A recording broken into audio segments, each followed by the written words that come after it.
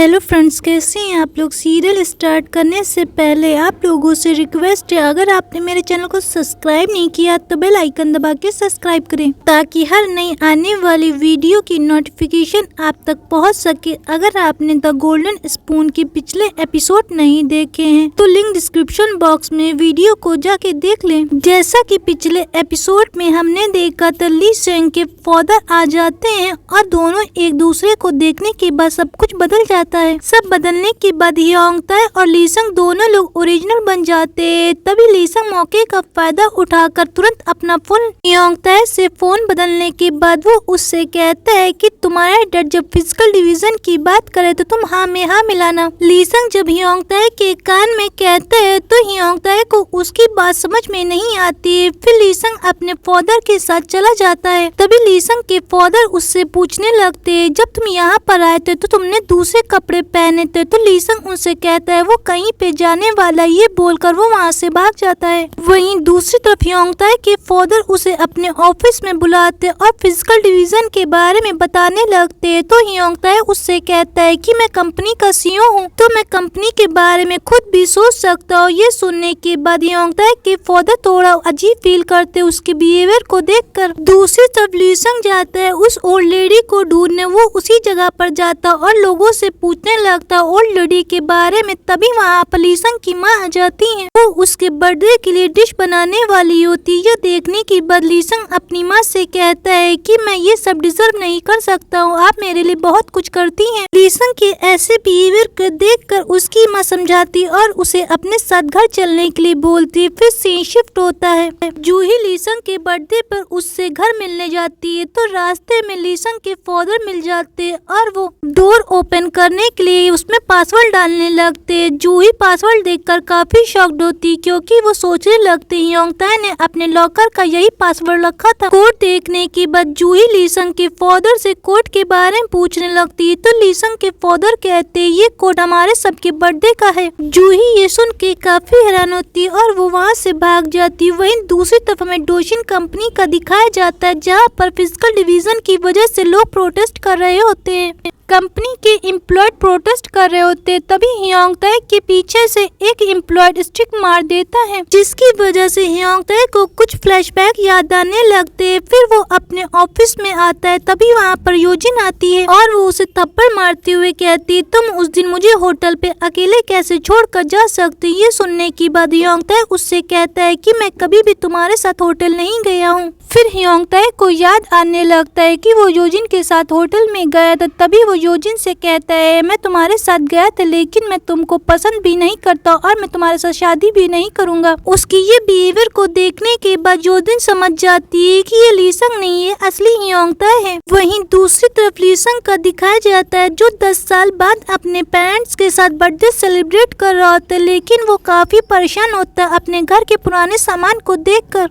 ली सेंग सोचने लगता है कि ये सब कुछ बदल देगा। तभी उसके पास योजिन का फोन आता है तो ली सेंग उससे कहता है जब हियोंग ताए अपने डैड के सामने आया था तो कुछ भी नहीं बदला था लेकिन जैसे ही मेरे डैड वहाँ पर आए तो सब कुछ बदल गया। ये सुनने के बाद योजिन समझ जाती योंडू हियोंग ताए के रियल फादर नहीं है। फिर योजिन उससे पूछती है तुम कब तक ली सेंग बने रहोगे, तुम्हें बदलना ही होगा। तभी वहाँ पर पीछे से जूही आ जाती और उससे कहती मुझे तुमसे बात करनी थी लेकिन मुझे अब तुमसे कोई बात नहीं करनी है। ये बोलकर वो वहाँ से चली जाती है। फिर सीन शिफ्ट होता है। ली सेंग अपने दोस्तों के साथ बर्थडे सेलिब्रेट कर रहा होता है। तभी ली सेंग का दोस्त यहाँ पर डोशिन के फिजिकल डिवीजन के बारे में बात करते हुए कहता है कि सारे लोगों को बहुत सारी प्रॉब्लम्स हो रही हैं डोशिन के फिजिकल डिवीजन की वजह से, लेकिन यहाँ पर ली सेंग हियोंग ताए का फेवर करने लगता है। ये सुनने के बाद उसका दोस्त गुस्सा हो जाता है। ली सेंग कहता है कि हियोंग ताए ने कुछ सोच समझ के ही डिसीजन लिया होगा लेकिन उसका दोस्त गुस्से में होता और वो वहाँ से चला जाता है। तभी ली सेंग का दूसरा दोस्त उससे कहता है कि आज फिजिकल डिवीजन की वजह से हमारे दोस्त को 1 मिलियन का लॉस हुआ है। इतना लॉस होने के बावजूद भी वो तुम्हारा बर्थडे सेलिब्रेट करने के लिए तुम्हारी फेवरेट फिश लेके आया था। मुझे नहीं लगता तुम अब लीसंग रहे हो, तुम योंगताई की तरह बिहेव कर रहे हो। वहीं दूसरी तरफ हमें डोजिन कंपनी की मीटिंग का दिखाया जाता है, जहां पर मीटिंग में सारे शेयर होल्डर बातें कर रहे होते हैं कि फिजिकल डिवीजन की वजह से शेयर होल्डर के रेट गिर रहे हैं। इसी वजह से सारे शेयर होल्डर अपने शेयर बेच रहे हैं। उन्हें लग रहा आगे चल के और भी शेयर के दाम गिरेंगे। योंगताई उन लोगों से कहता है कि फिजिकल डिवीजन की वजह से शेयर होल्डर से हमें ज्यादा नुकसान नहीं होगा।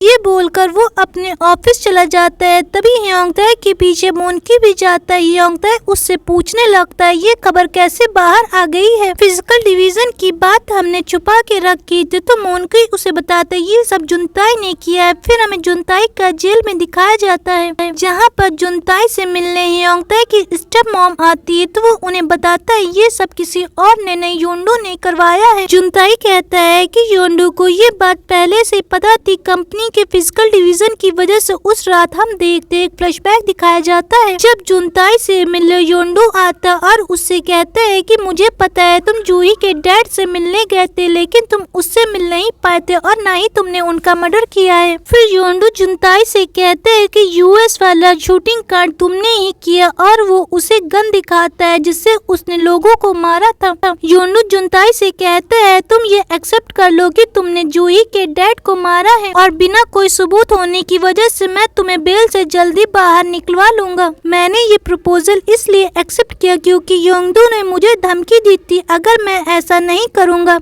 तो यूएस शूटिंग केस में जो मैंने गन चलाई थी उसमें फिंगरप्रिंट मेरे थे और वो गन योंडू के पास थी। वहीं दूसरी तरफ योजिन के फादर जेल में मिलने जंग नारा के फादर से आते और उसके ऊपर गुस्सा करते हुए कहते मेरी बेटी से तुम्हारे साथ क्या रिलेशन है, वो तुम्हें पैसे क्यों भेज रही है। तभी वहाँ पर जेलर आकर उनको बाहर ले जाता है। दूसरी तरफ योजिन का दिखाया जाता है जो योंगताई की स्टेप मॉम से मिलने जाती है। योजिन योंगताई की स्टेप मॉम से बातों ही बातों में पूछने लगती है कि योंगताई की रियल मॉम ने सुसाइड क्यों किया। तो वो बताती है कि वो किसी आदमी से प्यार करती थी और उसके साथ शादी करना चाहती थी। उन्होंने योंगडू से डिवोर्स देने के लिए कहा लेकिन उसने ऐसा नहीं किया तो उन्होंने अपनी जान ले ली। योजिन ये सब जानबूझकर पूछती है क्योंकि उसे जानना था कि योंगताई के रियल फादर कौन है। योजिन समझ जाती है योंगताई के रियल मॉम के लवर ही योंगताई के रियल फादर है। वो लीसंग को फोन करके बताने वाली होती लेकिन लीसंग फोन नहीं रिसीव कर रहा होता। वहीं दूसरी तरफ हम देखते लीसंग जूही के साथ एक बीच पर आता है। जूही लीसंग को एक प्लेस का नाम बताते हुए कहती है हम लोग उस दिन वहाँ पर गए थे, हम लोगों को काफी मजा आया था। लेकिन लीसंग को कुछ भी याद नहीं आता है तो बहाना बनाते हुए कहता है हाँ हम लोग को काफी मजा आया था।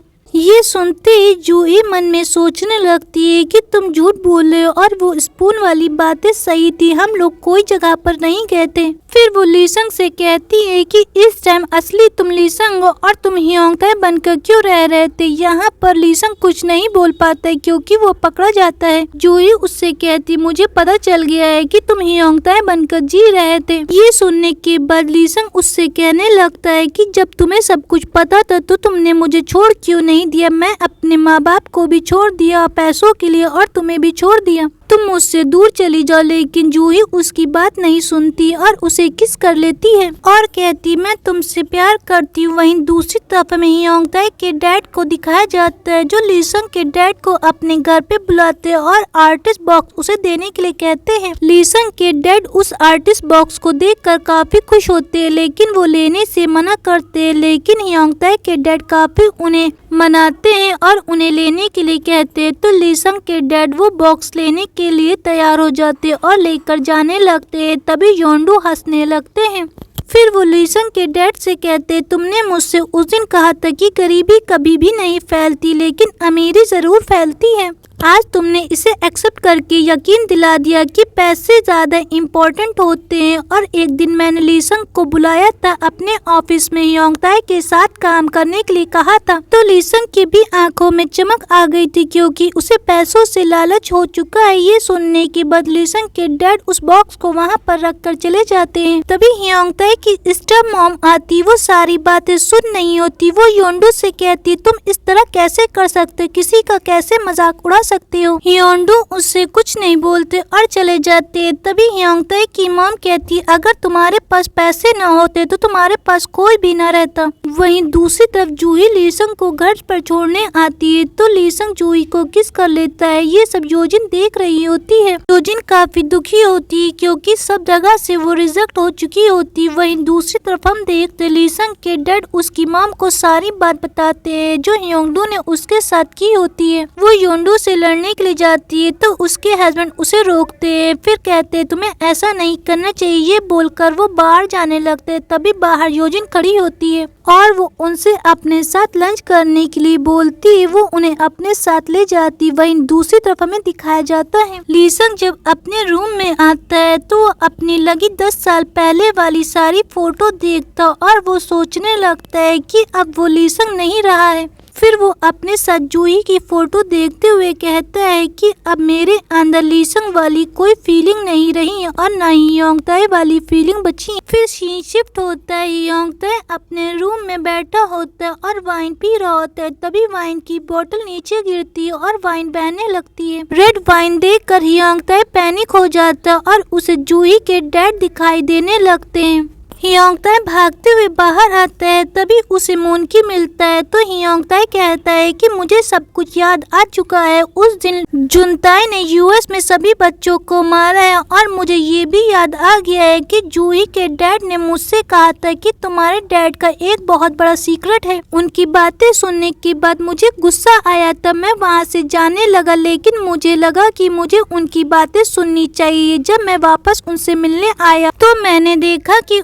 का मर्डर हो चुका। खून देखकर मैं काफी पैनिक हो गया और वहीं पर गिर गया। तभी मैंने शूज देखे और मैंने वहाँ पर देखा कि मेरे डैड भी थे। मुझे अच्छे से याद है वहाँ पर मेरे डैड थे। फिर ह्योंगताई मोनकी से कहता है कि तुम्हें मेरा एक जरूरी काम करना है लेकिन किसी को कुछ बताना नहीं। वहीं दूसरी तरफ जूही ओल्ड लेडी वाली जगह पर लीसंग को बुलाती और उससे कहती कि अब तुम ह्योंगताई में बिल्कुल भी मत बदलना। मुझे पता है वो स्पून 3 मौके देती, 1 साल, 3 महीने और 10 साल बाद, तो तुम अब बिल्कुल भी ह्योंगताई में नहीं बदलना। वहीं दूसरी तरफ हमें योंडू दिखाया जाता है जो मैक्स के म्यूजियम में जाता है। योंडू म्यूजियम के चारों तरफ टहल रहे होते तभी हमें दिखाया जाता है एक वॉच का। जैसे ही 12 बजता है फिर हमें जूही और लीसंग को दिखाया जाता है। घड़ी में 12 बजते ही जूही लीसंग को देखकर कहती कि ह्योंगताई तुम यहाँ पर क्या कर रहे हो। मुझे लगता है कि मैं इस टाइम लीसंग के साथ यहाँ पर थी। फिर सीन शिफ्ट योंडू के पास होता है। योंडू म्यूजियम में रखा गोल्डन स्पून देखता और एक फ्लैशबैक याद करने लगता है